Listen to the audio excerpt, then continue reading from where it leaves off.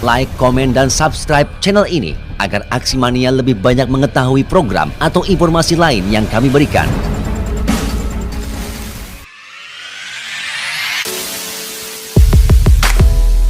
Semakin banyaknya jumlah penduduk Indonesia, pemerintah mencoba untuk mengendalikan laju pertumbuhan penduduk dengan gerakan program keluarga berencana yang bertujuan membentuk keluarga kecil sejahtera, mencanangkan keluarga kecil dengan cukup 2 anak, mencegah terjadinya pernikahan di usia dini, menekan angka kematian ibu dan bayi, sekaligus meningkatkan kesejahteraan ibu dan anak dalam rangka mewujudkan normal keluarga kecil bahagia sejahtera yang menjadi dasar terwujudnya masyarakat yang sejahtera dengan mengendalikan kelahiran sekaligus menjamin terkendalinya pertambahan penduduk.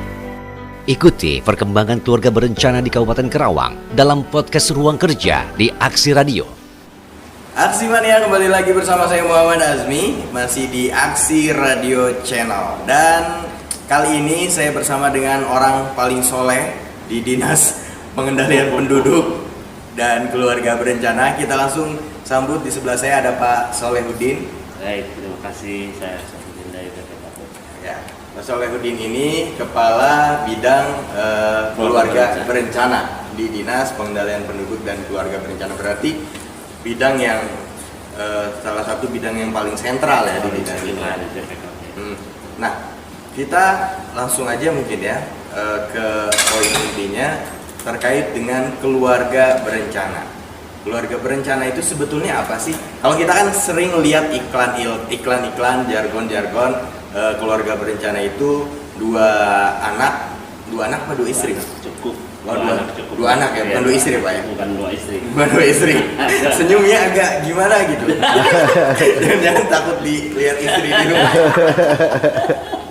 Berarti 2 anak cukup ya Pak ya?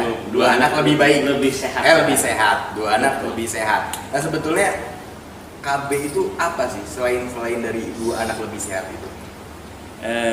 Baik, terima kasih. Saya akan mencoba memperkenalkan atau mensosialisasikan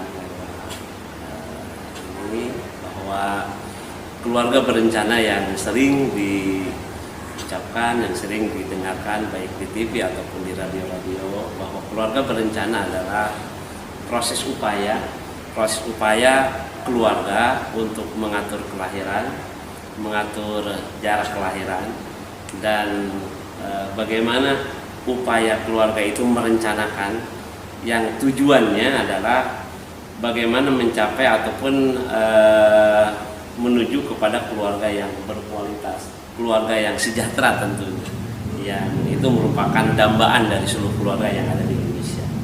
Nah sejauh ini untuk khususnya di Kabupaten Karawang sendiri seperti apa sih? Sejauh mana tingkat kesadaran masyarakat terhadap pencanangan program keluarga berencana ini? Kalau melihat data yang ada sekarang, bahwa memang keberadaan program-program berencana ini sudah hampir masyarakat sudah paham, sudah tahu, dan terbukti dengan angka bahwa dari pasangan usia subur 556.707 yang ada di Kabupaten Karawang, PUS yang ada, ini yang masuk KB, yang masuk keluarga berencana adalah hampir 394.000. Jadi kalau total persentase kita sudah 70,70% bahwa masyarakat Kabupaten Karawang ini sudah ber-KB ini, alhamdulillah. Yang tentunya bahwa tujuan ber-KB ini kan ada 4 ideal. Pertama ada ideal perkawinan, ada ideal melahirkan, ada ideal anak, dan ada ideal jarak kelahiran anak. Nah, untuk ideal perkawinan sekarang sudah diundangkan oleh Mahkamah Agung bahwa perkawinan yang diizinkan adalah usia wanita 21 dan laki-laki 25. Dan kalau sudah 25 itu sudah harus artinya nikah. Jangan sampai ada itu ya. Ada hamil di luar. Ada poin aja nggak apa-apa. Ya.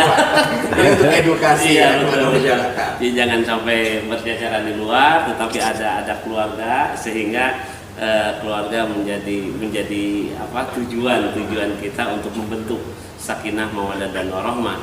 Itu yang ideal perkawinan 20 sampai 25, untuk laki-laki 25, perempuan 20 ataupun 21. Kemudian ada ideal melahirkan. Ideal melahirkan adalah pada saat seorang ibu berusia antara 21 sampai 35. Ini ideal melahirkan. Kalau sudah usia 35 ke atas ini sudah resiko tinggi, artinya kalau misalkan dia punya hamil lagi, punya anak, ini bahwa dia akan terancam, apakah ibunya jiwanya terancam atau anaknya yang tidak sehat. Dia ada usia untuk mengandung, usia untuk melahirkan adalah antara 21 sampai 35 tahun. Kemudian ada lagi ideal anak. Ideal anak yang dianjurkan pada saat ini adalah dua anak lebih sehat, ataupun 2 anak berkualitas, kemudian 2 anak lebih baik. Itu kan banyak didengungkan oleh pemerintah bahwa memang 2 anak lebih sehat, lebih baik, berkualitas, karena kalau kita keluarga punya 2 anak bisa terencanakan pendidikannya. Anak itu jangan sampai lulusan SD, SMP sudah tidak berlaku lagi. Ijazah SD, SMP, apalagi SMA sekarang, PNS saja, PNS sudah diminimalisir ataupun di paling bawah D3 yang diterima. Jadi sekarang masyarakat ataupun keluarga-keluarga harus direncanakan punya anak itu minimal harus S1 sarjana sekolahnya, supaya keluarga itu menjadi keluarga dengan 2 anak, orang tua ini bisa lebih konsentrasi, lebih fokus. Karena kalau dulu ya, mohon maaf, baru anak istilahnya baru 1 tahun, can bisa nangtung aja, nggak seneng deh gitu ya. Itu repot aja sekolahinnya, gitu kan, biayanya. Mungkin kalau orang yang banyak hartanya mungkin nggak terlalu masalah, tapi meskipun itu repot juga mengasuhnya. Tapi kalau yang pas-pasan menengah ya sebaiknya direncanakan, yaitu dengan KB itu, dengan keluarga berencana untuk menjaga jarak anak supaya jangan terlalu rapat. Nah, ideal dari jarak antara anak pertama dengan anak kedua itu berapa tahun, Pak? Nah, ada ideal anak melahirkan itu ada 4 ideal, termasuk tadi yang disampaikan oleh Pak, bahwa ideal jarak untuk melahirkan itu adalah minimal 5 tahun. Jadi minimal 5 tahun, anak sudah 5 tahun baru ada lagi, baru melahirkan lagi. Jadi usia antara 21 sampai 35 itu diharapkan 2 anak sehat, 2 anak lebih baik, dan 2 anak akan berkualitas insya Allah. Nah, terus kemudian kita agak menyerempet-rempet ke urusan pandemi nih, Pak. Iya, betul. Pandemi, anjuran pemerintah juga, pandemi ini kan udah setahun lebih ya, Pak ya. Pemerintah terus menganjurkan, dan juga apalagi sekarang trennya semakin meningkat lagi untuk tetap berada di rumah. Ini kan untuk yang sudah berpasangan, artinya suami istri, otomatis meningkatkan intensitas pertemuan di dalam rumah. Otomatis juga kita secara dewasa, pertemuan-pertemuan inilah yang meningkatkan produktivitas rumah tangga ya, Pak. Nah, di sini berarti kan peran serta tim dari KB ini juga sangat harus dioptimalkan ya. Sejauh ini seperti apa? Kita pernah juga mensosialisasikan lewat press ataupun lewat online dan lewat medsos, bahwa dari KB sudah menganjurkan, itu pun instruksi dari pusat, dari Pak Kepala BKKBN Pak Hasto, bahwa tolong pandemi ini diusahakan, ikhtiarkan jangan hamil dulu 1 tahun ini ataupun sampai habis pandemi, karena memang yang hamil muda ataupun yang hamil itu sangat rentan, Pak. Sangat rentan untuk terjangkit virus. Ada sedikit saja virus nomor pasti akan cepat yang sedang hamil ini akan rentan terhadap virus yang sekarang lagi. Karena lebih sensitif. Lebih sensitif. Rata-rata yang hamil itu rata-rata suka kan, kalau ada temennya aja yang dekat itu pasti akan terkena. Yang tentunya ini kita sudah mensosialisasikan, kemudian kita alat kontrasepsi sudah disiapkan bagi yang misalkan yang kurang mampu ataupun yang tidak mau membeli alat, kita siapkan gratis kan, suntik gratis, pel gratis. Kemudian ada lagi misalkan ada ibu-ibu ingin yang steril, yang ingin steril, tidak ingin anak setelah 4 atau setelah kebablasan sampai 5, kita ada steril gratis yang biasanya sampai 5 juta, 4 juta di rumah sakit, saya gratiskan di program BPKB. Tapi maaf Pak, kalau kebablasan sampai 5 itu mah doyan Pak. Kebablasan. Luar biasa produktif. Ya itu kadang-kadang kita naik 1 atau 2% kan ada pandemi ini, banyak orang di rumah sehingga ada yang karena sehari-harinya di rumah, sekarang di rumah itu jadi pahlawan. Dulu mau di rumah pengedulan, sekarang di rumah saja jadi pahlawan gitu kan. Sehingga itu betul-betul harus dijaga dengan alat kontrasepsi. Jangan sampai ya sekarang ada kenaikan karena hamil, mungkin banyak di rumah ada kenaikan kehamilan 1,2% di Kabupaten Karawang. Nah bicara soal KB itu kan ada untuk alatnya sendirinya. Untuk alatnya sendiri itu kan ada beberapa jenis ya Pak ya, kalau tidak salah. Mungkin bisa kita sambil kasih edukasi juga kepada masyarakat. Jadi ada beberapa kontrasepsi yang perlu dipahami oleh masyarakat. Satu ada IUD. IUD ini adalah non hormonal, artinya tidak mengandung obat. Jadi IUD itu diterapkan di rahim, kemudian setelah IUD ada implan. Implan diterapkan di tangan. Ini implan. Kalau implan diterapkan di tangan, ini kekuatannya 3 tahun. 3 tahun nampel, sekarang 1 batang. Dulu 2 batang, 3 batang, sekarang hanya 1 batang ditempelkan di bawah kulit, di atas daging. Itu kuat sampai 3 tahun untuk menunda kehamilan. Kemudian ada lagi tadi steril. Kalau steril, sistemnya kan operasi, ada pembedahan, kemudian ada pengikatan di tubanya sehingga sel telur tidak terbuahi. Itu sekarang biasa kalau di rumah sakit mahal, sekarang kita adakan 1 bulan 2 kali di rumah sakit yang sudah kita siapkan.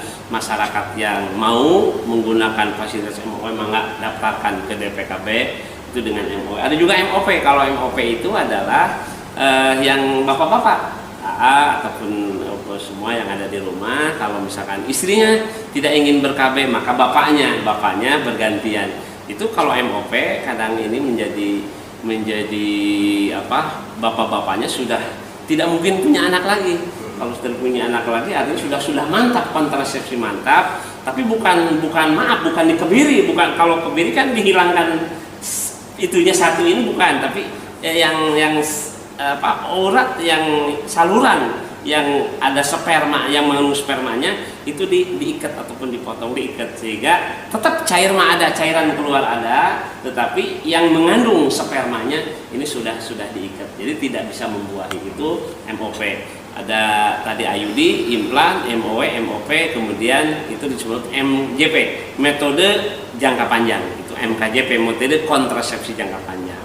Ada lagi metode jangka pendek ada suntik ada 3 bulan sekali, ada sebulan sekali. Kalau pel mah setiap malam kita minum. Itu diantaranya. Dan terakhir ada untuk bapak-bapak, kalau MOP tidak, IUD tidak, implan tidak, ada kondom kan biasanya 1 kali pakai sudah dibuang. Itu alat-alat yang perlu dipahami oleh semua lapisan masyarakat. Nah tapi kan kita tidak bisa memungkiri paradigma di masyarakat masih ada yang berpikir ya udahlah, daripada mahal-mahal istilahnya harus KB, harus ini, harus itu, ya kalau jadinya mah rezeki gitu. Itu kan masih ada ya Pak paradigma kayak gitu masih di masyarakat. Ada paradigma. Apa karena memang biaya untuk ber-KB-nya yang tidak bisa ditanggung oleh masyarakat, atau karena faktor apa? Karena faktor budaya ya, kadang faktor ini hampir juga tapi masih bertahan. Juga ada faktor agama juga gitu kan, ada yang masih menganggap itu tidak boleh, tapi kan kita ikhtiar ya, yang namanya ikhtiar manusia tetap harus dilakukan.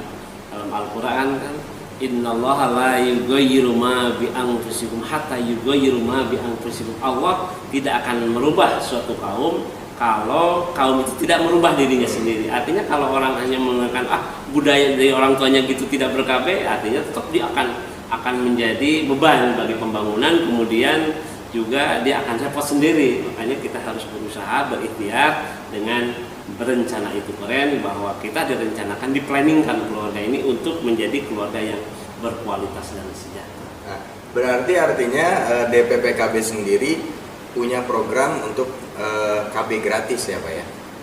Sebetulnya program KB gratis kita siapkan dari awal-awal program KB. Suntik kita gratiskan, kemudian PL kita bagikan gratis, kondom kita gratis, termasuk IUD kita gratiskan pelayanannya, di puskesmas kita gratiskan, implan kita gratis, semua kita gratiskan. Kecuali bagi ingin ada yang berbeda, yang tidak ingin gratis, saya mah ingin yang mahal, itu mangga di apotek kita siapkan. Nah, caranya seperti apa Pak? Yang ingin mendapatkan program KB secara gratis? Kalau yang KB gratis gampang, tinggal daftar. Kita punya di desa ada kader pos KB, ada PLKB, petugas lapangan keluarga berencana di desa. Kemudian bisa daftar ke RT, Pak RT nanti mendaftarkan ke PLKB, Pak saya ingin suntik gratis, kita siapkan di puskesmas. Ingin IUD gratis, implan gratis, semua kita. Berarti artinya di semua puskesmas ini bisa semua puskesmas dilayani. Nah, ini kan edukasi yang perlu disampaikan kepada masyarakat, karena itu tadi Pak, kadang berpikir mungkin yang secara ekonomi ya Pak ya, secara ekonomi berpikir daripada buang-buang duit gitu kan untuk KB, karena mungkin tidak ada pengetahuan gitu, tidak tahu kalau sebetulnya di puskesmas itu gratis untuk KB ya. Tapi sekarang mudah-mudahan sudah ada informasi ini, kita gencarkan tadi 2 anak lebih sehat, lebih baik dan lebih keren. Ya, Pak Soleh, ngomong-ngomong soal program dari DPP KB, bulan Juni itu kan ada kegiatan yang namanya Harganas ya, Hari Keluarga Nasional. Ini kan berhubung kita masih ada di masa pandemi COVID-19. Nah, seperti apa untuk pelaksanaan Harganas untuk tahun ini? Betul bahwa kita tepatnya tanggal 29 Juni itu Hari Keluarga Nasional yang pada saat itu dicanangkan oleh Bapak Soeharto. Kenapa 29? Pada saat itu pejuang-pejuang yang bergerilya di gunung-gunung di Jogja turun ke kota Jogja tanggal 29 Juni. Dan itu diabadikan sebagai Hari Keluarga Nasional. Sampai saat ini mungkin yang ke-28, Harganas yang ke-28. Dan pada saat ini kita diinstruksikan oleh pusat bahwa Harganas ini dioptimalkan, dimaksimalkan dalam pelayanan KB. Dan ada pelayanan KB 1 juta akseptor di seluruh Indonesia pada Harganas ini. Dan kita di Kabupaten Karawang sudah berkoordinasi dengan Dinas Kesehatan, dengan IBI, dengan dokter semuanya, dan tentunya secara terbuka luas dengan pelayanan yang 1 juta akseptor. Karena masa pandemi tadi disampaikan, kita membatasi sehubungan dengan pandemi ini, kita mengadakan tetapi dengan penuh hikmah. Kemudian dengan keterbatasan untuk akseptor kita batasi ya, biasanya kita pelayanan sampai 25-30 ke atas. Sekarang perharinya kadang-kadang ada 5, besoknya 5, terus bertahap. Dan tanggal 24 dan 25 Juni kita akan melaporkan hasil akseptor ini ke pusat. Dan ini ada penilaian dari tingkat pusat, mana kabupaten yang pelayanannya terbanyak. Tapi kita tidak, tentunya pada saat pandemi ini tidak terlalu terdorong motivasi untuk menjadi terbanyak, karena ada pelayanan juga sudah, alhamdulillah sudah syukur kita mensukseskan program tingkat nasional. Mudah-mudahan Hari Keluarga Nasional ini bisa bermanfaat untuk masyarakat. Pak Salahuddin, terima kasih untuk waktunya. Mudah-mudahan sukses terus. Sama-sama, terima kasih. Dan juga semangat terus untuk menggelorakan KB. Siap, KB lebih sehat. KB lebih sehat. Dan Arsi Mania, terima kasih banyak sudah menyaksikan video ini. Jangan lupa untuk subscribe channel kita, share dan like video ini sebanyak-banyaknya. Saya Muhammad Azmi undur diri. Terima kasih dan sampai jumpa. Radio siaran sosial dan niaga, akrab di telinga, dekat di hati.